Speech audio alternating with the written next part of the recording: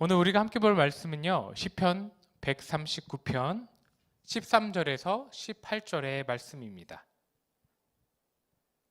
네, 함께 합독하여 읽어보도록 하겠습니다. 준비, 시작. 주께서 내 내장을 지으시며 나의 모태에서 나를 만드셨나이다. 내가 주께 감사하옴은 나를 지으심이 심히 기묘하심이라. 주께서 하시는 일이 기이함을 내 영혼이 잘 아나이다. 내가 은밀한 데서 지음을 받고 땅의 깊은 곳에서 기이하게 지음을 받을 때에 나의 형체가 주의 앞에 숨겨지지 못하였나이다. 내 형질이 이루어지기 전에 주의 눈이 보셨으며 나를 위하여 정한 날이 하루도 되기 전에 주의 책에 다 기록되었나이다. 하나님이여, 주의 생각이 내게 어찌 그리 보배로우신지요. 그 수가 어찌 그리 많은지요. 내가 세려고 할지라도 그 수가 모래보다 많도소이다. 내가 깰 때에도 여전히 주와 함께 있나이다. 아멘. 오늘의 본문 말씀을 가지고 나를 증명하시는 하나님, 나를 증명하시는 하나님이라는 제목으로 함께 은혜 나누길 원합니다. 오늘을 살아가는 우리는요, 세상은요, 또 오늘을 살아가는 우리는요, 세상에서 사회는 이러한 것들을 요구합니다. 우리에게 요구하는 것이죠. 바로 경쟁을 요구합니다. 이 땅에서 잘 살기 위해 경쟁하라 세상은 말합니다. 사실 경쟁이 부정적인 것만은 아니죠. 경쟁을 통해 사회 시스템이 긍정적인 방향으로 발전하기도 하고, 또한 시장 경제를 통해서 서비스가 향상되기도 합니다. 사회가 원활히 돌아가기 위해서는 바로 이 경쟁이라는 시스템이 꼭 필요합니다. 그럼에도 불구하고 오늘날 이 사회는, 우리는요, 너무 심한 경쟁을 서로에게 요구하는 것 같습니다. 경쟁을 통해 열심히 한 만큼 좋은 결과를 얻는 것은 당연한 것이지만, 그렇다고 좋은 결과만이 삶의 전부는 아니기 때문이죠. 행여 좋은 결과를 얻지 못했다고 자신의 존재성이 훼손되지는 않아야 합니다. 경쟁을 통해 얻는 명예, 물질, 손에 쥐어지는 결과가 하나님이 주신 우리의 삶의 목적이 될 수 없는 것이죠. 그러나 세상을 살아가는 사람들은요, 이러한 경쟁에 목숨을 겁니다. 자신의 존재, 정체성에 대해 집중하기보다 이뤄갈 할 목표 또한 성취해 나가야 물질적 가치들, 명예적 가치들에 집중하는 것이죠. 그래서 정작 중요시 생각해야 될 가치들, 가정, 관계, 사람, 윤리, 하나님에 대한 가치들이 무시되고 때로는 방관되기도 합니다. 의도적으로 무시하는 것이죠. 그래서 행여나 이야기하다 보면, 이렇게 복음을 전하다 보면 이렇게 얘기합니다. 아, 나중에 가겠습니다. 너는 좋은 대학 가면 그때 교회 가, 라고 이렇게 이야기하기도 하죠. 그러므로 우리의 사회 문제들은요, 이러한 가치를 누락함으로, 가치를 미뤄둠으로 여러 가지 문제들이 나옵니다. 뉴스를 보면 알 수 있죠. 예를 들어서 경쟁에 뒤처져서 자신의 존재성을 해치면서 자신의 목숨을 버리는 일들, 또 부모의 방관으로 가정이 무너지는 일들을 우리는 많이 겪었습니다. 사회는 우리에게 말합니다. 경쟁을 통해 자신을 증명하라 말합니다. 당신이 어떠한 사람, 어떠한 자리에 들어가기 위해서는 스스로 세상에 증명해보라고 얘기하죠. 너의 존재를 세상에 증명하라 우리에게 요구합니다. 직접적으로 그렇게 세상이 마련하진 않지만 간접적으로 그 세상적인 문화와 기준을 통하여, 또한 차별과 비교를 통하여 우리에게 경쟁을 요구하는 것입니다. 그런데 아이러니하게 하나님의 사람, 하나님을 믿는 사람들도요, 이러한 경쟁의 문제로 세상에서 힘들어합니다. 사회적 경쟁에서 밀려날 것을 두려워하죠. 또 어떠한 위치에 올라가기 위해, 경쟁에서 승리하기 위해 그러한 것들을 걱정하기도 합니다. 또 올라가 있는 사람은요, 행여나 내려가지 않을까 또 걱정하기도 하죠. 무엇인가 성취할 수 있게 해달라고 우리는 하나님께 기도하기도 합니다. 신앙인 또한 사회에서 자신을 증명하기 위해 노력한다는 것입니다. 사회적으로 우리가 성공을 이루는 것, 어떠한 높은 자리에 올라가는 것, 공부를 잘하여 좋은 결과를 내는 것, 그런 것들이 경쟁에서 승리하는 것들이 나쁜 것이 아닙니다. 열심히 노력한 결과를 통해 신앙의 본, 내가 하나님을 믿는다는 것을 다른 사람들에게 알릴 수 있는 좋은 자리가 될 수도 있습니다. 문제는 우리가 인지해야 하는 것은요, 세상의 기준과 판단이 우리를 증명하지 않는다는 것입니다. 세상의 기준과 판단이 우리의 정체성을 훼손할 수 없다는 것입니다. 세상적인 기준과 물질적인 가치는 우리에게 그러한 가치로 이야기합니다. 너는 그러면 안 돼. 지금 돈에 신경 써야지. 너는 지금 기준 미달이야. 라고 이야기하죠.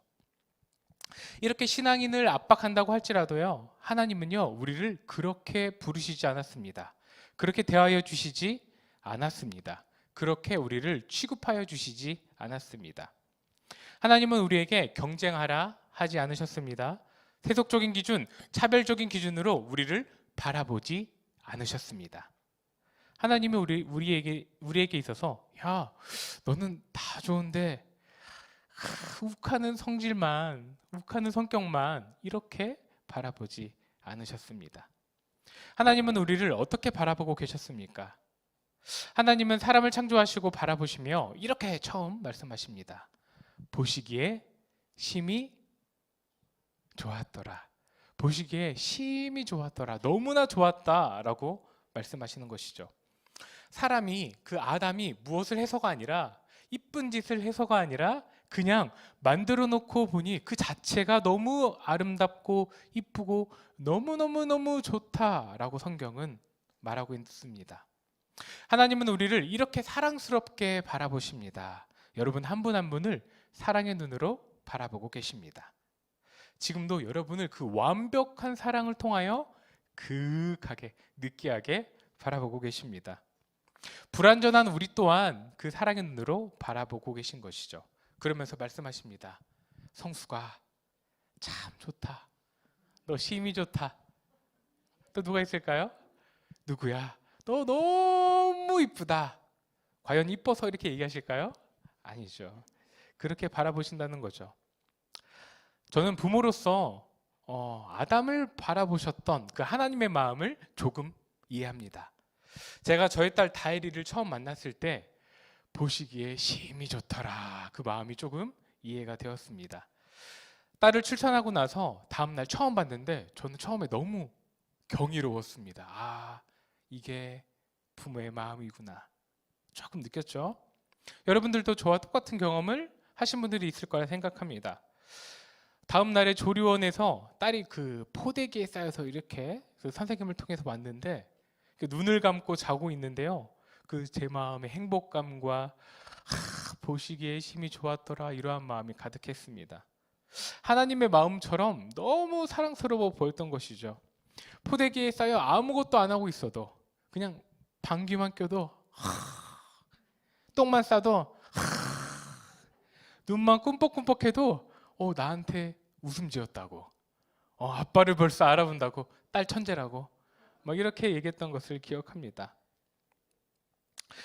다리가 태어나고 나서 처음에는요, 제 딸이 객관적으로 이쁜 줄 알았어요. 그러니까 모든 사람들이 제 딸을 보면서 이뻐할 거다라고 생각했죠. 근데 지금은 이쁘죠. 지금이야 이렇게 자랐으니까.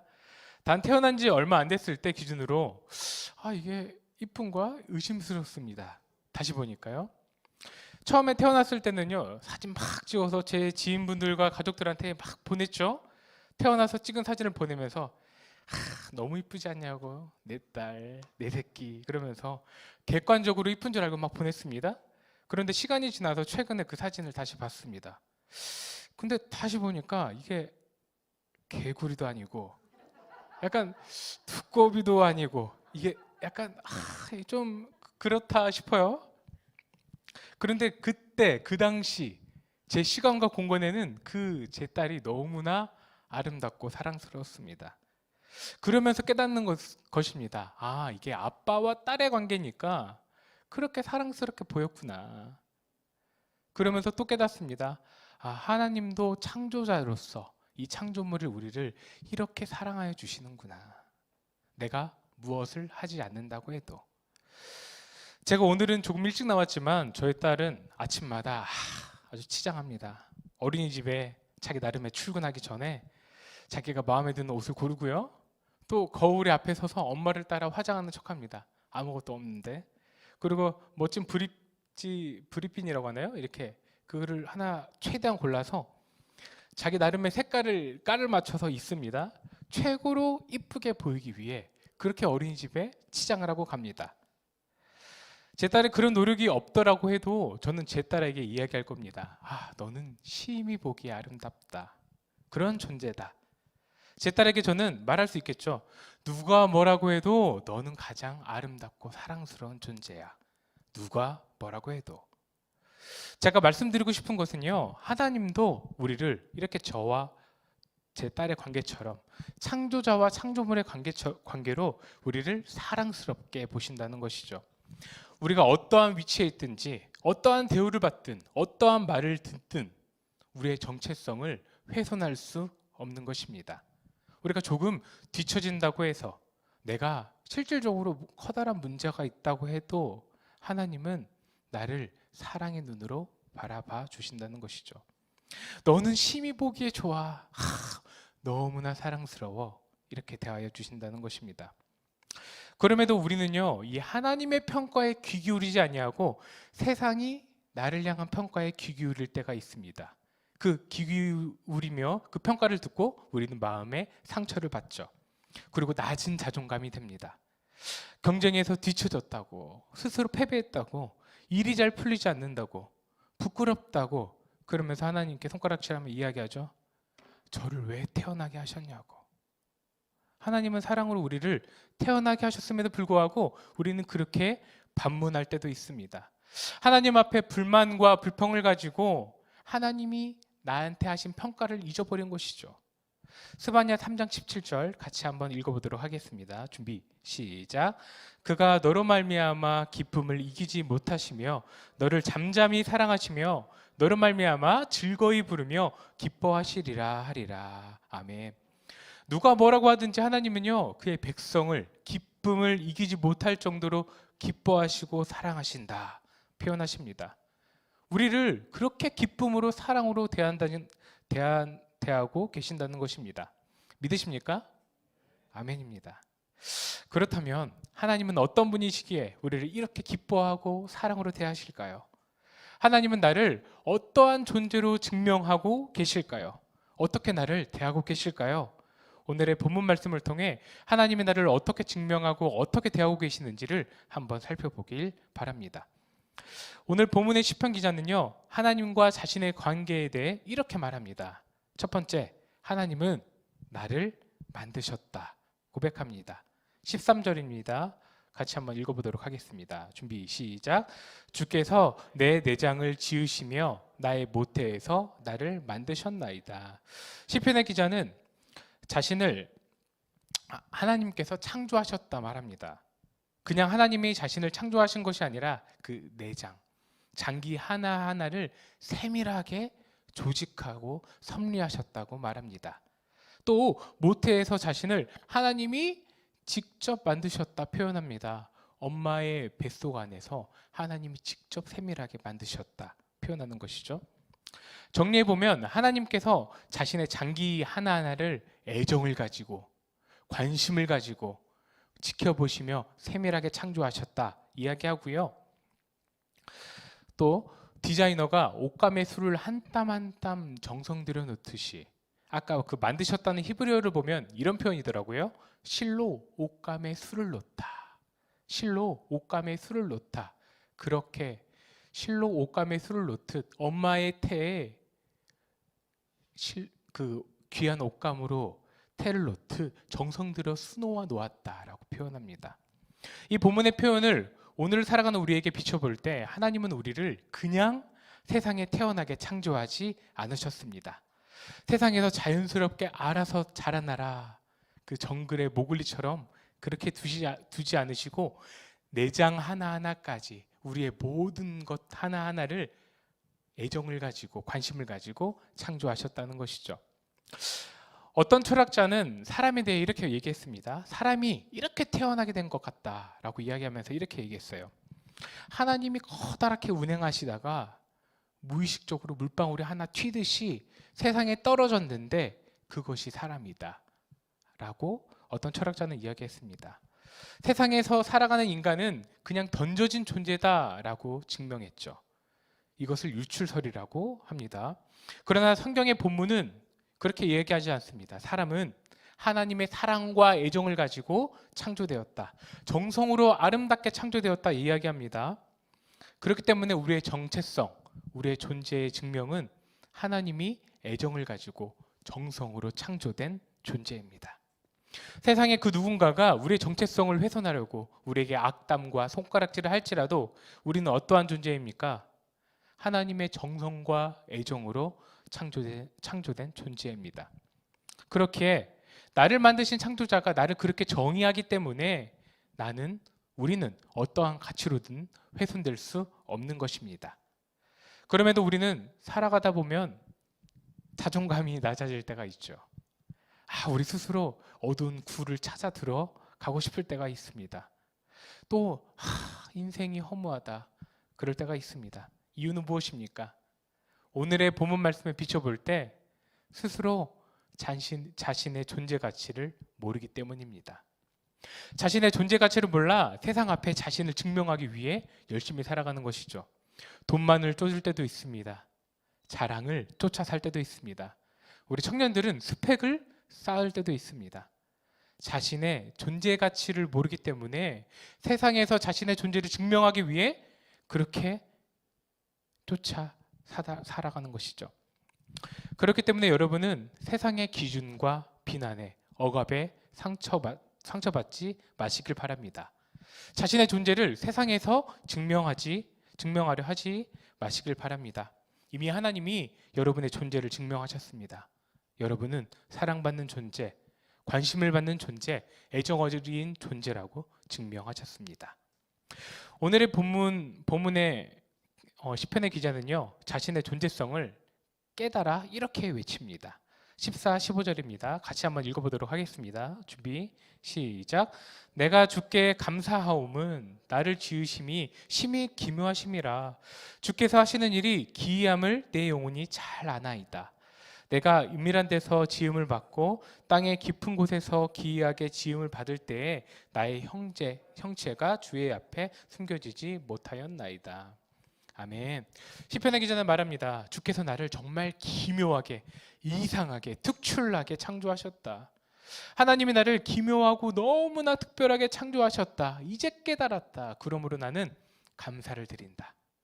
이제부터 당신 앞에 아무것도 숨길 수 없습니다. 라고 고백하는 것입니다.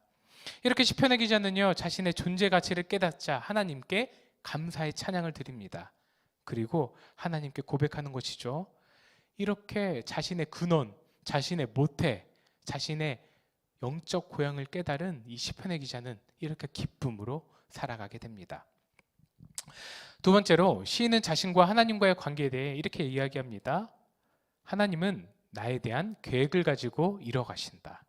하나님은 나에 대한 계획을 가지고 이루어 가신다 말합니다. 16절입니다. 같이 한번 읽어보도록 하겠습니다. 준비, 시작. 내 형질이 이루어지기 전에 주의 눈이 보셨으며 나를 위하여 정한 날이 하루도 되기 전에 주의 책에 다 기록이 되었나이다.